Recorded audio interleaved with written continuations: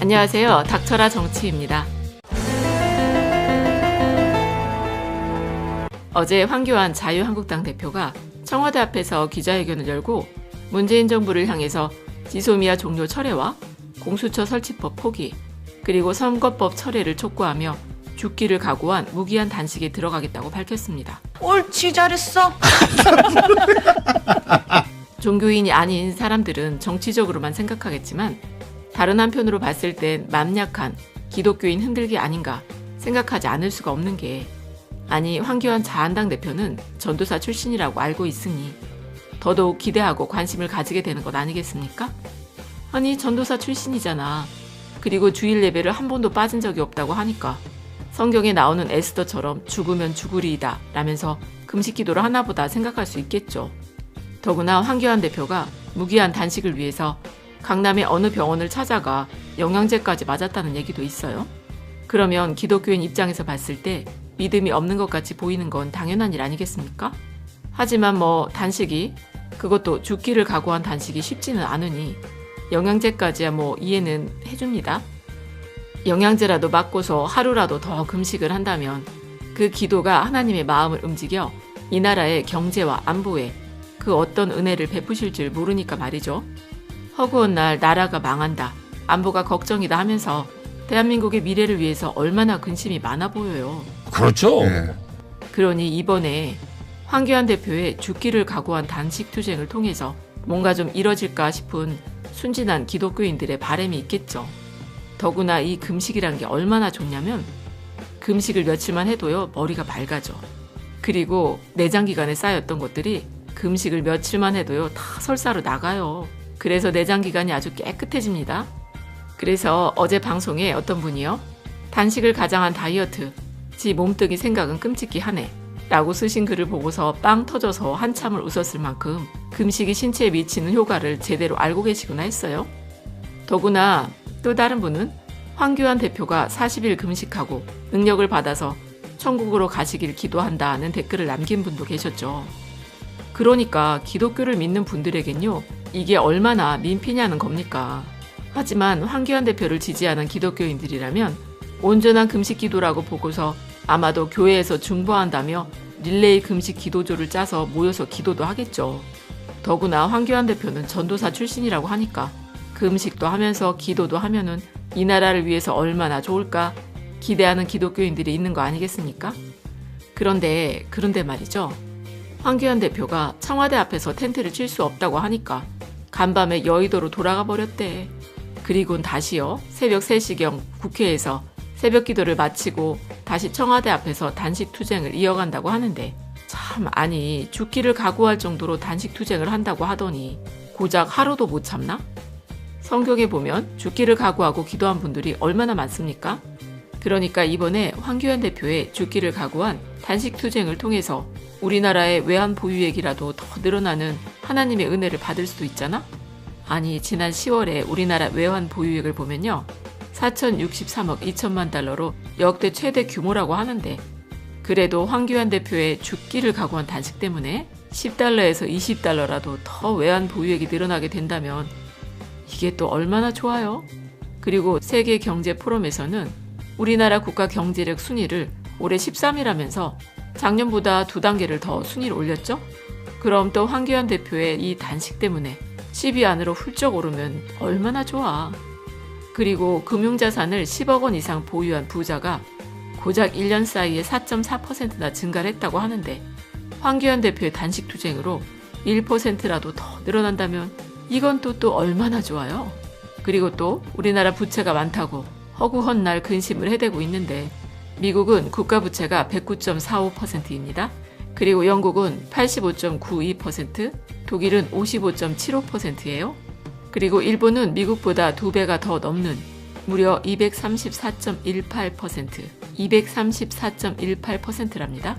그런데 우리나라는요, 부채가 무려 38.27%예요. 38.27%. 그러니까 좀 황교안 대표가 죽기를 각오한 단식을 통해서 국가부채를 지금보다 1%라도 더 줄이게 된다면 이건 또 얼마나 좋냐는 것이죠. 허구한 날 부채가 많다고 떠들어대니까 일본에 8분의 1 정도밖에 안 되는 38.27%에서 단 1%라도 줄이면 얼마나 좋냐고. 그런데 그깟 날씨 좀 춥다고 청와대 앞에선 텐트 치기 어렵다고 여의도로 돌아가? 그래, 날씨 좀 추우면 길에서 단식하긴 어렵죠. 그것도 그냥 이해는 해. 그럼 새벽 4시경 청와대 앞에서 사진 찍어주는 기자들이 얼마나 힘들었겠습니까? 새벽부터 나와서 황교안 대표가 단식 투쟁하는 거 사진 찍어야 되면 그게 얼마나 고생스럽겠어요. 그냥 단식을 하려면 애당초 만덕산이나 남산, 북한산에라도 올라가 혼자서 하면 좋잖아. 아니, 단식을 하려면 그냥 골방에 들어가 단식하면서 기도하면 되잖아. 그렇게 나라가 어렵고 곧 망할 것 같으면 골방이나 산골짜기 같은 곳에 들어가서 하나님께 매달리는 게 더 성경적인 거 아니겠습니까? 그렇지! 그리고 영양제도 맞았다면서. 안 그래도 황제 단식이라고 말도 많은데 참 새벽부터 민폐를 끼치고 말이지. 이거 안철수가 알면 뭐라고 하겠습니까? 실망입니다. 그리고 예전에 자한당 전신인 새누리당의 대표 이정현 의원이 의원실에서 문 닫고 몰래 단식했던 거 혹시 기억하십니까? 그러니까 저는요, 자한당이야말로 우리나라는 물론이고 세계의 단식사에 거대한 족적을 남길 거라고 확신은 하는데, 이정현 대표는 문 닫고 단식하더니 일주일이 넘어가는 시점에서도 배가 빵빵했었죠? 김성태 의원은 일주일 단식하고 들것에 실려나가질 않나. 그 다음에는 릴레이 단식이라는 정말 획기적인 방법을 발명해냈잖아. 하지만 단식은 약자가 할 수 있는 최대한의 저항으로 인식돼 왔는데, 다른 사람에게 자신의 목소리를 낼 수 없는 상황에서 본인의 목숨을 걸고 하는 게 사회적으로 봤을 땐 단식투쟁이잖아. 그래서 김영삼 전 대통령이 야당 대표 시절에 전두환이라는 독재자의 항거해 20일이 넘도록 단식을 했었고, 그렇게 정말 자신의 자리에서 더 이상 어떻게 해볼 도리가 없을 때 하는 게 단식입니다. 자한당 의원들처럼 떼쓰듯이 시작해서 자기 몸 힘들어지면 염치 없이 그만두는 게 단식 투쟁이 아니란 거잖아.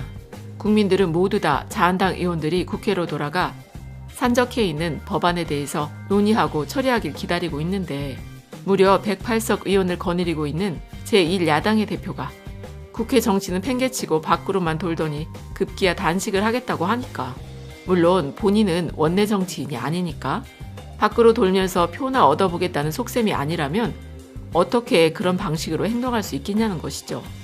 그렇게 의전을 챙기더니 남들 하는 건 다 해보고 싶은 것 같은데, 아니 지난달 19일엔 청년들을 모아놓고 청년 비전 발표회라는 걸 했잖아? 그래서 저는 그것부터가 좀 이상하다고 생각을 했어요. 왜냐면 이번 자유한국당 총선 기획단 명단을 보면요, 2030 세대에 속한 사람은 하나도 없으니 총선에 판을 짜고 함께 뛸 일꾼들 가운데 2030 세대를 대표할 사람이 하나도 없게 만들어 놓고선 따로 젊은 세대를 불러서 그 얘기를 듣겠다고 하는 건 그야말로 너무 보여주기일 뿐이라는 것이죠. 아니, 총선 기획단에 젊은 세대의 이해를 대변할 수 있는 사람을 넣어서 거기서 목소리를 적극적으로 내게 좀 하면서 그게 모자라다 싶으면 따로 자리를 마련하면 될 일을, 충분히 총선 기획단을 잘 꾸릴 수 있었던 사람이 그런 건 하지도 않고서 꼭 국회에서 자기 목소리를 충분히 낼 수 있는 제1야당의 대표가 자꾸 밖으로만 돌면서 카메라 앞에서 삭발하고 단식하고 있으니 참 씁쓸한 거 아니겠습니까? 그리고 자한당이 마련한 청년 비전 발표 자리 얘기를 좀 더 하자면, 사전 공모를 통해서 2030 청년 30명을 모았다고 하는데, 더구나 이 청년들을 향해서 청년 공감단이라고 이름도 붙였어. 그리고 비전 발표회라면서 자리 좀 만들어 놨으면 서로 자유롭게 질문도 하고 답변도 하는 형식이었어야 하는데, 그냥 황교안 대표의 연설에 더 많은 시간이 할애가 됐어요. 그리고 황교안 대표가 청년들을 향해서 한다는 말이요, 우리나라의 반독재 민주화 투쟁을 읽어낸 건 청년이다. 아니 이게 무슨 소리야? 박정희, 전두환 두 독재자를 길러내고 아직도 미화하고 있는 정당이 오늘날의 자유한국당이란 건 우리 깨어있는 시민들이라면 모두 다 아는 사실이잖아. 더구나 광주 민주화 운동의 죄 없는 시민들을 폭도로 매도하는 것 역시 자한당 의원들 아닙니까? 게다가 아주 훌륭한 사람이라던 1호 영입 인사 박찬주 전 육군대장은 과연 어떤 사람인가요? 자신을 고발한 군인권센터 소장을 향해서 삼천교육대에 보내야 한다는 그야말로 인권의식도 없고 국민 세금이 아까운 줄 모르는 그런 사람이잖아. 아니 오죽했으면 군인권센터 임태훈 소장이 황교안 대표와 박찬주 전 대장을 일컬어 잘 어울리는 한 쌍의 반인권 커플이라고 했겠어. 그러니까 그런 사람들 입에서 반독재 투쟁 그리고 민주화를 이뤄낸 청년이란 말이 나오니 정말 기가 찰 수밖에 없는 일 아니겠습니까? 어쨌든 보수를 지지하고 사회 문제에 관심이 많다는 청년들이 모인 자리에서요. 본인은 샤이 보수가 아니라 쉐임 보수라고 하면서 오늘날의 자유한국당이 자유와 법치, 원칙, 전통에 대한 경외 이런 것들을 지키려고 하는 보수의 가치를 제대로 추구하는 정당인지를 묻는 청년이 있었는데요. 과연 황교안 대표가 그 질문을 올곧게 받아들일 자세가 됐는지 정말 모르겠습니다. 그리고 엊그제 같은 날 저녁에 문재인 대통령께서 2019 국민과의 대화, 국민이 묻는다는 제목의 대담을 하셨죠. 거기다 사전에 각본도 없이 세대, 지역, 성별 등 인구 비율을 고려해서 300명의 패널들에게서 즉석으로 질문을 받으며 문재인 대통령이 대답하는 형식으로 진행이 됐어요. 그런데 앞서 자한당의 비전 발표회에서 황교안 대표는 질문을 받기는 했지만 대답을 하지는 않았어. 그런데 문재인 대통령은 전부 다 답변을 하셨다는 겁니다. 그러니까 같은 날 나름대로 같은 방식으로 진행된 행사라 비교하지 않을 수 없는 게 아니 태도가 그 사람의 본질을 드러내준다고 하잖아. 물론 거기에 모인 모든 사람의 질문을 들어줄 수 없고 또 원하는 답을 주기도 어렵겠지만 그래도 말이죠. 뭔가 좀 상대방의 질문을 제대로 듣고 공감하려고 노력하시던 문재인 대통령의 태도야말로 바로 그 사람 자체의 선한 본질을 드러내주는 거 아니겠습니까?